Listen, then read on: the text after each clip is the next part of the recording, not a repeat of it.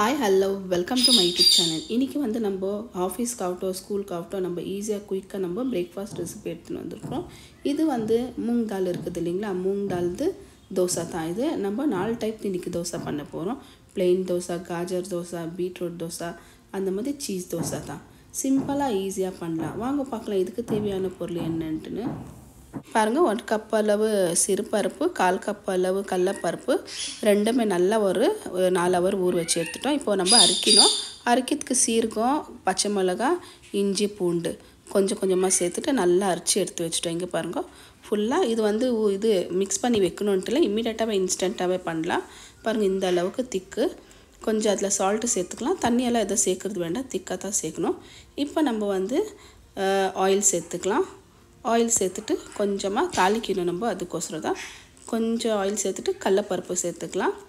அதுக்கு மேலே கொஞ்சம் பூண்டு, ஒரு 4-5 காஞ்ச மிளகாய், ஒரு காரத்துக்கு உங்களுக்கு எவ்வளோ இருக்குதோ அவ்வளோ சேர்த்துக்கலாம்.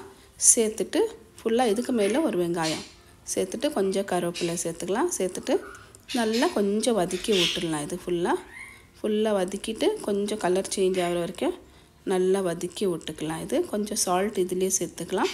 சேர்த்துட்டு கொஞ்சம் நல்லா வதக்கி விட்டுடலாம், பச்சை வாசனை போகிற வரைக்கும். பாருங்கள், இந்த அளவுக்கு ஃபுல்லாக வதங்கினா போதும், பச்சை வாசனை போகணும், அவ்வளோதான். இதுக்கு மேலே ஒரே ஒரு தக்காளி சேர்த்துக்கலாம். ஜாஸ்தி சேர்க்கணுன்ட்டு இல்லை, ஒரே ஒரு மீடியம் சைஸ் தக்காளி சேர்த்துட்டு நல்லா இது கூட வதக்கி விட்டுக்கலாம். ஃபுல்லாக நல்லா பச்சை வாசனை போகிற வரைக்கும் தக்காளிக்கு. இது சில்லுன்னு ஆனனும் நம்ம பேஸ்ட் பண்ணி எடுத்து வச்சுக்கலாம். பாருங்கள், இப்போ வந்து நம்ம பிளெயின் பட்டர் தோசை பண்ண போகிறோம். தவா வச்சுட்டு அதில் ஒரு 2 டீஸ்பூன் அளவு மாவு சேர்த்துட்டு நல்லா நம்ம தோசைக்கு எந்த மாதிரி தோசை சைஸ் வேணுமோ அந்த அளவுக்கு நம்ம இது ஃபுல்லாக நம்ம சேர்த்துடலாம். பாருங்கள், இந்த மாதிரி சைஸு, பெரிய சைஸு. இதுக்கு மேலே நம்ம பட்டர் சேர்த்துக்கலாம். இது நல்லா சூப்பராக நல்லா டேஸ்ட்டாக இருக்கும். ஆயில் சேர்க்குறதுல பட்டர் தோசைனால பட்டர் தான். ஃபுல்லாக ஒரு 5 நிமிஷம் வரைக்கும் இது வேகணும். எனக்கு இந்த சிறுபருப்பு தோசைனால கொஞ்சம் நேரம் ஆகும் வேகிறதுக்கு. இப்போ லைட்டாக நம்ம திருப்பி விட்டுக்கலாம். பாருங்கள், இது நம்ம தோசை பண்ணும்போதே நல்லா ஃப்ளேவர்து, பருப்பு இதாகட்டும் எல்லாத்துடாலும் நான் மசாலாலாம் சேர்த்துக்கிறேன் இல்லைங்களா, இதெல்லாம் நல்லாயிருக்கும். பாருங்கள், சூப்பராக பிளெயின் தோசை ரெடி ஆயிடுச்சு. இப்போ நெக்ஸ்ட்டு வந்து நம்ம சீஸ் தோசை பண்ண போகிறோம். அதே போல் ஒரு 2 டீஸ்பூன் அளவு மாவு சேர்த்துக்கலாம். தண்ணி எதுவும் சேர்க்கறது வேண்டாம். நம்ம மாவில் பட்டர் சேர்த்துக்கலாம். உங்களுக்கு ஆயில் வேணும்னா கூட சேர்த்துக்கலாம், இல்லை கீ வேணும்னா கூட சேர்த்துக்கலாம். இப்போ பாருங்கள், நான் சீஸ் வச்சுட்டு இருக்கிறேன்.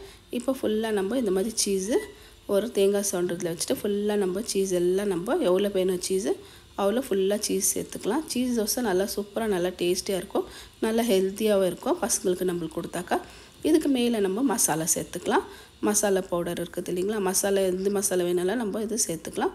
கொஞ்சம் கொத்தமல்லி சேர்த்துக்கலாம். சேர்த்துட்டு ஃபுல்லாக நல்லா விட்டுடலாம். ஒரு 4-5 நிமிஷம் வரைக்கும் அப்படியே திருப்பி எடுத்துடலாம். பாருங்கள், சூப்பராக நம்மளது சீஸ் தோசை கூட ரெடி ஆயிடுச்சு. பாருங்கள், அதே கொஞ்சம் பேன் தொடிச்சிக்கலாம் க்ளீனாக. இப்போ வந்து நம்ம பீட்ரூட் தோசை பண்ண போகிறோம். பாருங்கள், அதே பேனில் வந்துட்டு நம்ம 2 கரண்டி மாவு சேர்த்துக்கலாம்.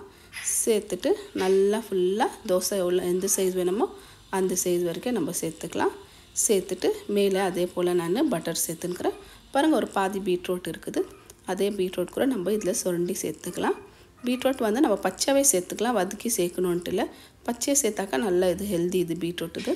அதுக்கு மேலே கொஞ்சமாக நம்ம கொத்தமல்லி சேர்த்துக்கலாம். அதுக்கு மேலே மசாலா பவுடர் சேர்த்துக்கலாம். இது மசாலா பவுடர் வந்து 2-3 மசாலா பவுடர் மிக்ஸ் பண்ணி சேர்த்துக்கிறேன். இதுக்கு மேலே நான் சீஸ் சேர்த்துக்கிறேன். சீஸ் உங்களுக்கு வேணும்னா சேர்த்துக்கலாம், இல்லைனா கட்டி நீங்கள் வேறு பட்டர் கூட சேர்த்துக்கலாம். பாருங்கள், சூப்பராக நல்லா டேஸ்டியாக நம்மளது பீட்ரூட் தோசை கூட ரெடி ஆகிடுச்சு. எல்லாமே ஒரு 5 நிமிஷத்தில் ரெடி ஆகிடுச்சு. பாருங்கள், குயிக்காக ஆகிடுச்சு நம்மளது. இந்த அளவுக்கு நம்மளது பீட்ரூட் தோசை. இப்போ நம்ம வந்து கேரட் சீஸ் தோசை பண்ண போகிறோம். பாருங்கள், அதே தோசை 2 கரண்டி தோசை மாவு சேர்த்துக்கலாம்.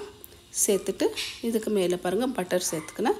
பாருங்கள், கேரட்டு க்ளீனாக கழுவிட்டு கேரட் கூட நம்ம நல்லா சொண்டிட்டு ஃபுல் கேரட் சேர்த்துக்கலாம். பாருங்கள், இந்த அளவுக்கு நம்ம சூப்பராக நம்ம எல்லாமே சொண்டிட்டு எவ்வளோ வேணுமோ அவ்வளோ தேங்காய் சேர்த்துக்கலாம். இதுக்கு மேலே நான் கொஞ்சம் சீஸ் சேர்த்துக்கினேன். பாருங்கள், ஃபுல்லாக சீஸ் கூட உங்களுக்கு எவ்வளோ தேவை இருக்குதோ நீங்கள் அவ்வளோ சேர்த்துக்கலாம். சேர்த்துட்டு இதுக்கு மேலே நம்ம பட்டரு கொஞ்சம் கொத்தமல்லி சேர்த்துக்கலாம். சேர்த்துட்டு பாருங்கள், சூப்பராக நம்மளது ஆயிடுச்சு. இதுக்கு மேலே நான் ஒரு ஸ்லைஸ் சீஸு கொஞ்சம் பிச்சு வைக்க போகிறேன். சீஸ் நீங்கள் எவ்வளோ சேர்க்குறீங்களோ அவ்வளோ சேர்த்துக்கலாம், நல்லா சூப்பராக இருக்கும். அவ்வளோதான். பாருங்கள், நான் எக்ஸ்ட்ரா சீஸ் கூட சேர்த்துக்கிறேன். மேலே கொஞ்சம் பெப்பர் பவுடர் சேர்த்துக்கிறேன். பாருங்கள், இதுக்கு மேலே ஆரிகானோ சேர்த்துக்கிறேன். நல்லா சூப்பராக நல்லா டேஸ்ட்டாக இருக்கும். ஒரே மாவு நம்ம செஞ்சுட்டுனாக்கா அரைச்சி வச்சுட்டாக்கா இந்த மாதிரி வெரைட்டி தோசை நம்ம செஞ்சுக்கலாம். பாருங்கள் சூப்பராக நம்மளது ரெடி ஆயிடுச்சு தோசை. பாருங்கள் ஒரே மாவு நம்ம அரைச்சி வச்சதுனால நம்ம இந்த மாதிரி 4 டைப் தோசை ரெடி ஆயிடுச்சு. பாருங்கள் ஃபஸ்ட்டு வந்து நம்ம plain பட்டர் தோசை, ரெண்டாவது தோசை வந்து உங்களுக்கு காமிக்கிற பாருங்கள். இது வந்து சீஸ் தோசை இருக்குது, மசாலா சீஸ் தோசை. மூணாவது வந்து பாருங்கள் இது வந்து கேரட் தோசை. அதே போல் நாலாவது வந்து பீட்ரூட் தோசை. ஃபஸ்ட் பாருங்கள் சூப்பராக சீஸ் பார்த்தாலே தெரியுது பாருங்கள், ஃபுல்லாக நல்லா சூப்பராக இருக்கும். இது பசங்க வந்து நம்ம நார்மலாக கொடுத்தா சாப்பிட மாட்டாங்க, இந்த மாதிரி செஞ்சு கொடுத்தா நல்லா சாப்பிடுவாங்க. சூப்பராக அது கூட சட்னி கூட ரெடி ஆயிடுச்சு நம்மளுது.